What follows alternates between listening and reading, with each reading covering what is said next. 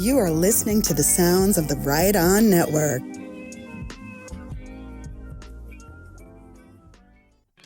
Hello, welcome to episode 3 of 30 Minutes to Get Back, a podcast that covers the Peter Jackson film Get Back, 30 minutes at a time.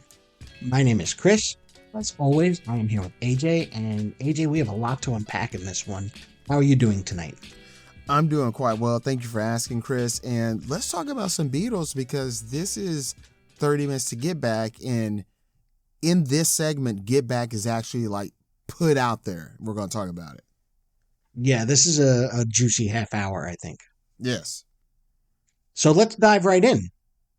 We start basically on day 3, and I found it kind of funny that they did not work the weekend. So day 3 is the following Monday, which they're on such a tight schedule and they're working banker's hours. So I don't understand what they're doing there. But this day starts with Paul kind of leading a meeting about the live event and the making of show, and he's sitting, I think, with a couple of the director of the show, I believe. And we've talked about it before, but this half hour really kind of solidifies that this is all Paul's baby. The rest of the band don't really seem to be into this time crunch and all of this stuff, especially George. George seems to be the least enamored with it. We were talking before we started recording about, so they stopped touring. They did this performance of Hey Jude, and it is electric. Like at the end, the sing along, all the people come out. I can see them getting really high off that. Like, yeah, you know what? I miss that whole live performance feel. Let's do it. And now they're doing this and they're dreading it. But I do understand why they signed up to do this. But just that self-inducing time crunch is just, wow, it's a mother. But yeah, let's talk about it.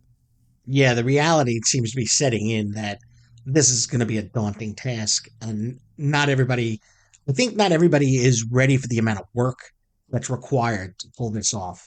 And Paul seems to have understood that right away. And I think that's where some of the friction starts to come from, because Paul is ready to do the work and the other guys are kind of still in that mode of how they used to do things without having this time crunch. Yeah, it's interesting that we talked about, like, hey, we're working with these union guys where it's Saturday and Sunday. Even if we want to come up here and rehearse, we can't unlock the doors. We're going to have to meet at each other's places or just work on some stuff individually Saturday and Sunday. But yeah, it is pretty funny. We saw that calendar and it's like, well, we were gone for the weekend and the beard suits you. I know. So in the beginning of this, they're kind of working with some of the technical equipment, right? Because they make a big showing of the fact that George is lending the group his 8-track recording machine, because I guess they didn't have one, and they had this guy who they called Magic Alex, right? Who I guess was their tech, one of their techs, and with a quick bio of him, I guess his real name is Giannis Alexis Mardas, and he was a Greek inventor, but that's pretty loose for the definition from what it seems. And he's more like a guy who comes up with these big ideas but doesn't really pull through with the execution. And we see George Martin in the scene, and he's kind of skeptical of this Magic Alex guy building an 8-track in time that will work for them so that they can make this album. So I thought that was kind of a funny moment, because it seemed like the pull of George Martin being more businesslike, and the guy is just kind of, hey, yeah, this guy I know, he'll build this equipment. We're going to be great. And it doesn't seem like anybody really believes that was going to happen. When the Beatles, when they opened up the label Apple, they kept saying, we want to have it where artists can get things done without getting on their knees. They just continued to say that. And they were susceptible to like a lot of ideas. And this Magic Alex thing, it seems borderline shady. Like George Harrison was kind of explaining who he was to the people that are willing to listen. And he goes, he just kind of comes across things. Now, I don't know if he meant that to make it sound shady or what, or just saying that he was like this MacGyver when it came to technology, but it just seemed kind of out there. Yeah, it definitely seems like a lot of the people who worked with him were underwhelmed with his equipment, And he was, I guess, the the leader of Apple Electronics for a few years. So that goes to show you, I guess, how charming he must have been. Because George Harrison, I don't know if it was before this or after, but he released that Electronica album. Yeah, yeah. Mm-hmm. And now they do a couple of songs, but it's more of like a jam session. And I think they're just kind of improvised, called like what do they call them? You Wear Your Women Out and My Imagination. And the only thing I noted from that is that they made sure to credit all four of them as songwriters. I don't think we get too many of those. No. And those songs I don't believe really go anywhere. I think that's just them fooling around in the studio, which comes back around a little bit later on. This kind of idea of them just kind of playing with each other to see if they can make a song. Yeah, it was fun. It's like again, like we're not just gonna just start. We have to kind of warm up to this. So we saw them doing their process. Yeah, which was a lot of fun. And to be honest with you, it didn't sound half bad to me for two things that they just made up and were thrown away. Mm-hmm. But then we get to the meat of the episode, which is where they're still working on Don't Let Me Down. And Paul and George seem to be having some serious creative differences on how to move forward with writing this song, on how to work it out. And it kind of comes across like George wants to power through, like he wants to play and come up with stuff, and Paul wants to figure out what direction they're going in before they play. I mean, that was the feeling I got from it. I don't know how you felt about it when you were watching it. That's how I felt. It was very uncomfortable watch, and it's like they're not yelling or screaming at each other, but it really was uncomfortable. And it's like, one, they got used to those cameras rather quickly, and what would they have been like if the cameras weren't there? Because look what happened when they were there. Yeah, yeah, and yeah, you're right though. You do feel uncomfortable as it's going on, and you get this feeling. I don't know if we've talked about this before, but I've always been under the impression that the big rift in the Beatles was John and Paul, that they just grew apart. And watching this, it even in the last, two episodes that we covered, it really feels like it's Paul and George who have the problems with each other more than anybody else. We talked about it where throughout the years, George, with Revolver, George gets 3 songs on there. That is surprising. So he's the little brother of the group. He goes to America and he's like, man, I'm not one of the Beatles. I'm George. Like, I'm one of the guys. And now I got to come back here and do this little brother role again. I'm not having it. So, yeah, it was the two of them butting heads. Yeah, yeah. And it just seemed to be about how they were approaching even just finishing the song, which, and then Paul's getting frustrated. And I think he even says a line where he feels like it's always 3 against 1. So this is stuff that I think probably is carried over from the White Album. Yeah. Which was really contentious. I think one of the stories is, this is a story that like each person, like I think maybe Ringo, he's like, oh, I quit, and he walked out. And then, they sent him flowers, and like one by one, like Paul went to Ringo, was like, hey, what's the deal? And he's like, well, I feel like it's you 3 and just me. And he's like, whoa, I felt like it was you 3 and me. And like every person thought that. Yeah. So, I mean, yeah, again, they've been in the band for over a decade, and it's that time. Yeah. Yeah. And they're all growing into their own, and those styles just are starting not to mesh as well as they used to. And I guess George, too, is sort of, I don't know what's the best way to put it. He's sort of blossoming as a songwriter and a performer, but he's still pigeonholed in that area that he's been the whole time. Where, like you said, he's only going to get a couple of songs, and his input into the other songs isn't as valued, I don't think. At least that's what it looks like he feels. Yeah. And that's kind of when we get that big moment where they have that famous blow up, that famous line, right? Where he, tells Paul, I'll play. What does he say? I'll play what you want me to play, or I won't play at all if you don't want me to play. And, whatever it is that will please you, I'll do. And while that sounds like he's trying to extend an olive branch, Cone, you can tell there's real frustration there, and it's not on the same wavelength. And like we said, he's getting to a point where I don't think George thinks he needs the Beatles anymore, and there's a bit of iciness to that delivery where you realize this isn't a guy who's trying to make peace. This is a guy who's really frustrated. Yeah. Some of us, we've seen that speech, I mean, for years, decades. Very uncomfortable. But what's interesting about all this is, like, we know that afterwards, George Harrison, he's going to go solo. And for the Quiet Beatle, hey, I'm about to release 3 vinyl record album. So I actually have a lot to say. But what's interesting is, let's say, because I think there's a part where Paul McCartney talks about, like, hey, it's like Hey Jude, where you want to do the, like, I'm singing Hey Jude, and like you're doing this call and response with the guitar, and I was like, don't do that.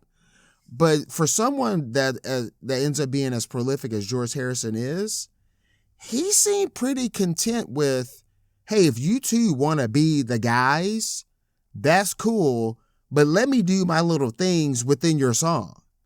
If it seemed like he would have been content with just that, and like, okay, yeah, I'll do like 2 or 3 songs on the record, but if you guys want to be like the dudes, just let me put my little personality and like a little mark on your song, and I'll be content. And it seemed like that was the case with George, and you gotta think that's pretty generous. Yeah, From my point of view. Yeah, no, I think that's a great point, because Ringo is sometimes considered like a session drummer. Not that he is, he comes up with these great fills, and he's very underappreciated by, I think music fans. But that's a story for another day. But George isn't happy being a session guy, being told how you want him to play. Like you said, he wants to have a part in creating, and it does seem like that's where a lot of the problems are, is because he's just not getting that opportunity, even in those songs that aren't his. Yes. It's like he likes, like, hey, I like being in a band. I like being with musicians and us vibing and riffing and coming up with ideas. Mm-hmm. I would just like to leave a little trademark on your song. Yeah.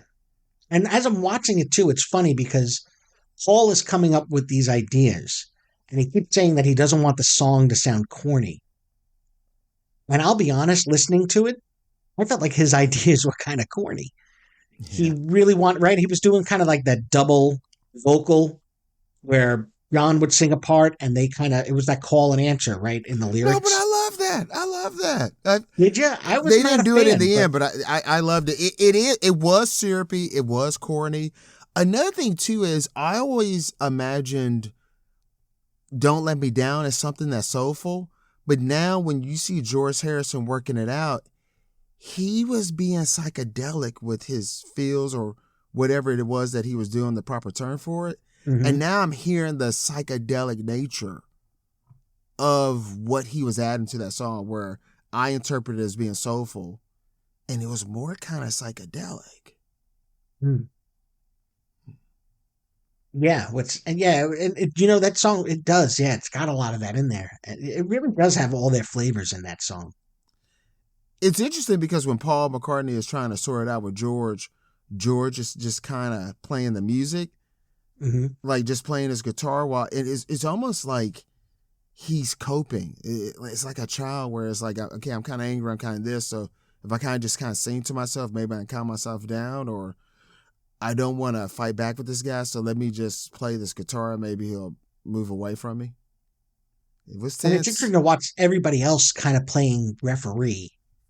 You could tell that John is a little maybe shy to jump in the middle, but a few other people in that room, like Glyn Johns, I think it's Glyn Glyn, I think Yeah, that's how you pronounce it. He was kind of throwing his ideas in, and which was very surprising.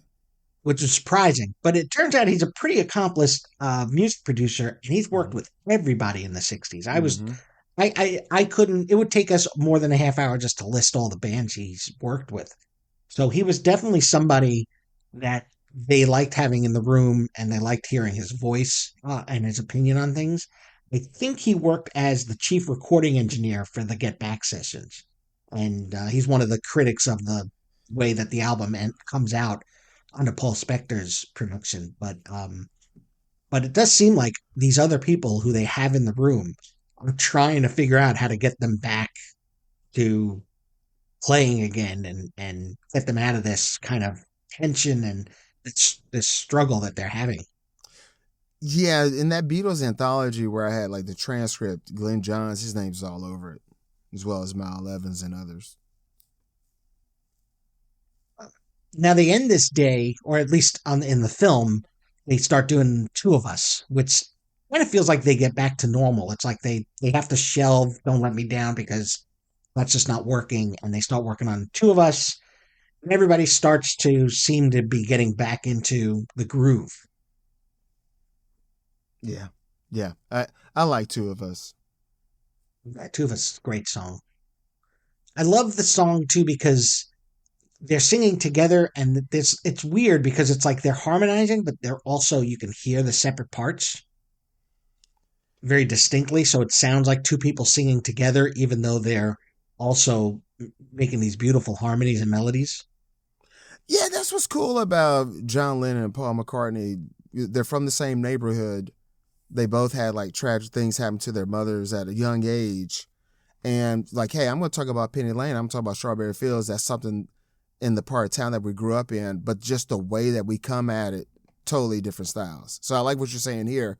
They're singing together and they know how to harmonize when they want to. And they do the thing of we're singing together as two, we're harmonizing as two individuals instead of we're synchronizing as one voice. And that's cool. Hmm. Yeah, yeah, it's a great song, and maybe that concept of the song is kind of what brings them back together to working pretty well together on this one. There's none of what they were doing during Don't Let Me Down happening while they were doing Two of Us. Two of Us is interesting because when I was growing up, I thought it was about like, hey, man, can you believe it? We've come this far and we we survived this. And I thought it was about Paul and John. Then later I found out it was about Linda and Paul. Mm. Two But of that's Us. the great thing about it is that it can be, interpreted in a lot of different ways, especially now that we know what happens to the Beatles Yeah. as, opposed to when they're writing it. What is interesting, one of the fun things I like about the Beatles is you don't know which direction we're coming from. So the Don't Let Me Down, it sounds like rock. It sounds like they're about to do something soulful. And then boom, we go to the Two of Us, and John is gone. George is like, hey, are we doing like a country vibe here? Like, what are we doing here? But they can come, and they have 4 songwriters, 4 lead singers. Like, it's about all of them. That's why I like the Beatles. It's about every single one of them. Yeah, no, that's a great point. Especially what you said about George throwing out ideas of is this going to be country or folk, and what are we doing with this bit here? And that just, makes these songs fill out. And we get to see that later on because when we get into day 4, Lennon's late, and it seems like he's always late. I think that's the joke that Lennon is the joke about it, right? Lennon's always late. And George and Ringo are sitting on the stage, and Paul is sitting in a chair with his bass. They're all in a good mood, and he just starts working on something and whittling away. And it's almost like it's like a sculptor, where you're watching the marble Mm-hmm. getting chiseled away as he's forming this song. And in less than 3 minutes, he basically comes up with Get Back. From sitting in a chair making a joke to just fooling around with vocals and bass lines. And George and Ringo just seem to be totally in on this. Like they're just watching this thing get made. And I'm blown away that this film exists. I mean, people talked about this when the movie first came out. It was a big moment. But I'm still blown away by it. I had to watch it 3 times in a row because that's just how amazing I find this moment. Just imagine, okay, so we're from the future. So how many bands do we get to see this where, oh, I know what this is? You know, it's Marty McFly going like, oh, I know this one. It's a rerun. And so, right. But they're on the journey of, okay, what is this? What's I got here? Oh, it's Get Back. But we're seeing the genesis of it. And we're going to, you know, as we go forward, we're going to see where, hey, I'm making this song. We're just trying to survive. We're just trying to get to the next down. And then they're going to find more meaning to that song kind of after the fact, after the bullet goes off. Then they figure out, oh, this is the destination of that bullet. So this is going to be a fun ride. It's just magic. It's magical. It's magic. As far as I'm concerned. Yeah. And they even make sure that they put on the film, this is going to be their next single. Oh, gosh. Yeah. It's just them like mucking around. Because you got to think, they probably had an idea of, oh, I know what we're going to have on this new tour. And it's like, no, we just saw them make something out of nothing. And this creativity really like brings them all together because suddenly George is playing some guitar and he's starting to fill in some riffs, and Ringo's hopping on the drums and he was clapping a beat out, and then John walks in and sees what they're doing and he immediately straps on the guitar. It was like they all knew, oh, we got something here. And it was like they went right back to kind of the joy of making music together. It's just a wonderful moment. And what's interesting about Get Back is John gets the lead in this, where he's usually the rhythm guitar player, but he will be the one playing the lead as we see going forward on the song Get Back. And usually that would be something George Harrison would be doing. Yeah. Now, after Get Back gets kind of worked on, we kind of get back into more contentious conversation because now they're talking about the live show, right? Yeah. We have no idea what this live show is going to be. They really have no idea. I mean, they're talking about the Taj Mahal. They're talking about doing it in Parliament. They're talking about doing it at an orphanage, maybe, or going back to Manila. A hospital. Yeah, but it's like, wait, what are you guys talking about? Yeah. Yeah. Yeah. And they're all kind of, Paul is trying to find out, do you guys want to do this or not? And nobody's really stepping up to say no. And you can tell they don't want to do it. At this point, they're not interested in because they realize how much work this is. They gotta rehearse. They gotta get songs. And my impression was they don't want to embarrass themselves. They're the Beatles, and they don't want to do a live show and suck and be out of time and not know what song they're doing and mess up. I really think that that's part of it. I don't think it's just the work. I think, or like they don't want to do a live event, or they didn't enjoy that that kind of crackle that they got from Hey Jude that you were talking about, where they had people around them and they were feeding off that energy. But I just don't think I think that they feel like they're going to embarrass themselves because they're not prepared. And so when this is over and they walk off that rooftop, they're like, all right, let's go make a proper album. They make Abbey Road. And then for contract reasons, whatever, Get Back or Let It Be album came out afterwards. And John Lennon goes like, oh, you know what? They caught us with our pants down. Like, kind of like, we didn't want anyone to hear this, but it came out. Well, we're going like, no, this is wonderful. But they're, think about it. Like, we really love Don't Let Me Down. And it doesn't even end up on the album. It's a B-side on a single. Mm-hmm. And we're like, man, we think this is like one of your most important songs. So these sessions, it's like, yeah, they didn't think much of them. Mm. Because Let It Be got kind of released behind their backs and produced by Phil Spector in The Heat of the Night or whatever. And under the cover of darkness. Right. Paul McCartney hated it. He's like, what's with the strings?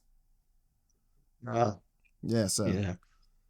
And, you know, and what's funny is they're having this conversation and they start talking about Brian Epstein again. Mm-hmm. And it made me laugh because they still call him Mr. Epstein. Like, they didn't even call him Brian. They didn't, you know, it was, oh, if Mr. Epstein was here, you know, he'd have us in line. And, you know, it was just, you know, interesting to see them have the self-awareness that without his discipline, they were falling apart. If you go back and watch it, they even give like not juvenile, but when they're talking about him, it's like they regress to like a childhood. Like each one of them. It was also like we understand that we're on camera, so they were doing like this reverence. Mm-hmm. Like I'm almost looking at this too. It's like John Lennon kind of understands so far in these sessions. Hey, this will be looked at forever. So, like, we got to be careful with we're bickering in front of this camera. It's like he's kind of aware of that. He may be paranoid, but that's kind of coming off. But yeah, you guys got to see that footage of them talking about Mr. Epstein. Yeah. And they just have this reverence. I think you're onto something because they make a joke about having a divorce in there. And you can tell that they're kind of being funny for the camera, but underneath it, they're actually serious. Yeah. That, you know, who's going to get right. I can't remember what he said, but it's something like who's going to get custody of, you know, George. This and that. And yeah, it was an interesting moment for them because they go from fighting to joking. And like you said, it's probably because they know they're on camera and they've got to give something. Yeah. You know, they talk about how, you know, they were working on a song and how they need a piano player. Mm-hmm. And it's kind of interesting that they were saying that and Yoko is sitting right there. Right. And isn't she and like it is funny pianist? because they were like, well, if John plays piano, then somebody else has to play his guitar. And if you know, if Paul plays piano, somebody's got to play bass. And if somebody plays bass, then we won't have a guitar. And I think they even throw out a couple of names of some session players that maybe they can bring in to play the piano. And that's funny because it shows you not only how limited they are with their recording technology, even though they're very advanced for the time, that they still want a guy to sit in to play. They don't want to double it up because they're also thinking about the live event. Yep. But it's also because they're like, look, if this is live, we're going to need somebody playing piano.